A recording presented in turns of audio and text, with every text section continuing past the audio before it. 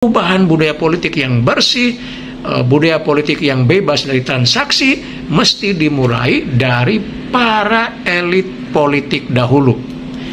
Kalau itu yang terjadi, saya yakin rakyat kemudian akan mengikutinya, akan menaatinya.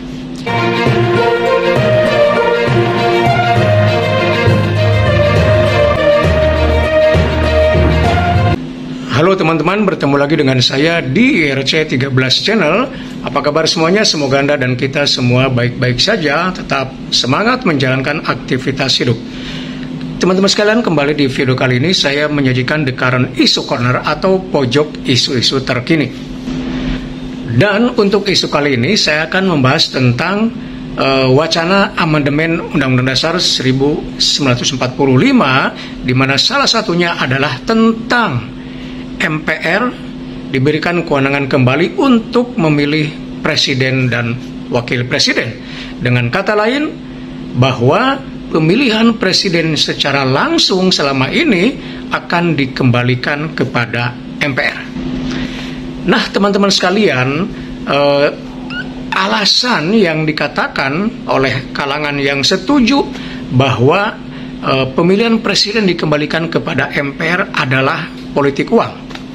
Mantan ketua MPR dulu, ya Pak Amin Rais sendiri mengatakan tidak ada masalah kalau misalnya Pilpres kembali diberikan kewenangannya, pemilihannya kepada MPR, karena ternyata pada pemilihan secara langsung politik uang begitu masif. Kata Pak Amin Rais dulu, kenapa MPR dilucuti kewenangannya sehingga tidak memilih presiden, karena dengan harapan justru tidak adanya politik uang, gitu ya. Tapi ternyata politik uang begitu marak. Nah, pertanyaannya adalah apakah munculnya fenomena politik uang itu betul-betul karena pemilihan presiden secara langsung atau karena ada masalah yang lain? Menurut saya di sini ada dua hal yang perlu dibedakan, ya, bahwa politik uang itu terkait dengan budaya politik. Tapi kalau pemilihan presiden itu terkait sebagai sebuah sistem. Artinya, selama ini menurut saya reformasi di Indonesia itu belum sinkron antara sistem, ya, dengan budaya politik. Nah, ketika misalnya sistem pemilihan presiden diberikan kepada rakyat atau di mana rakyat memilih secara langsung, tetapi budaya politik belum terbangun secara kuat, maka muncullah yang namanya politik uang. Jadi menurut saya persoalannya bukan di sistem.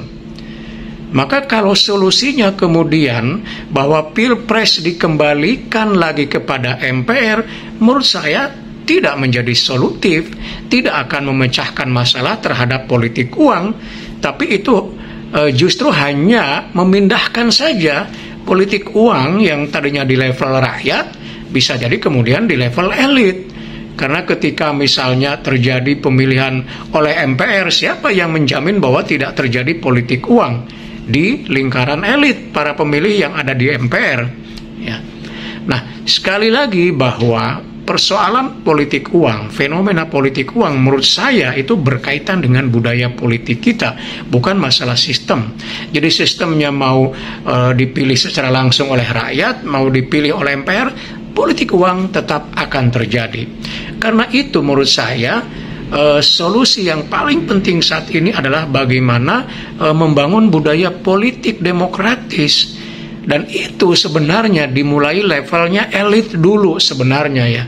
Budaya politik demokratis itu harus ditunjukkan oleh elit dulu, ya.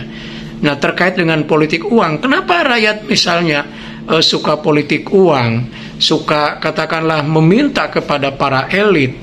Ya, salah satu alasannya saya kira karena selama ini elit politik tidak menjadi contoh, tidak menjadi role model terkait budaya politik yang bersih.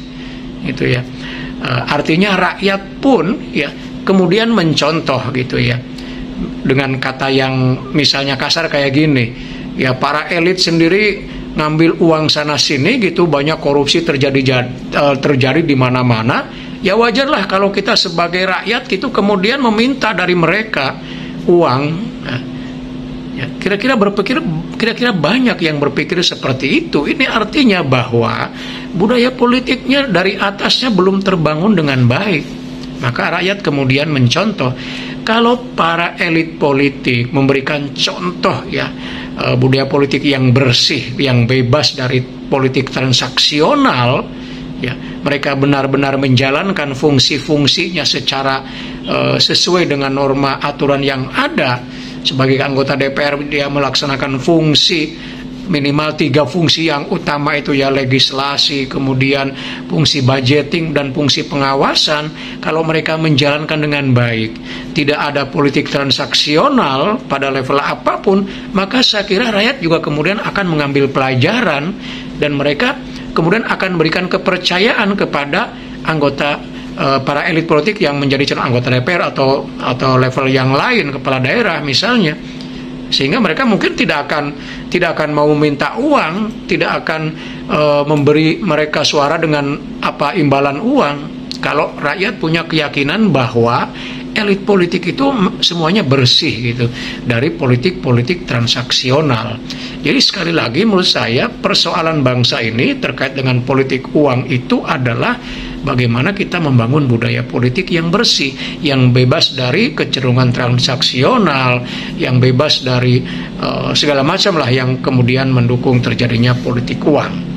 Ya kita masih jauh misalnya untuk memunculkan tradisi donasi ya.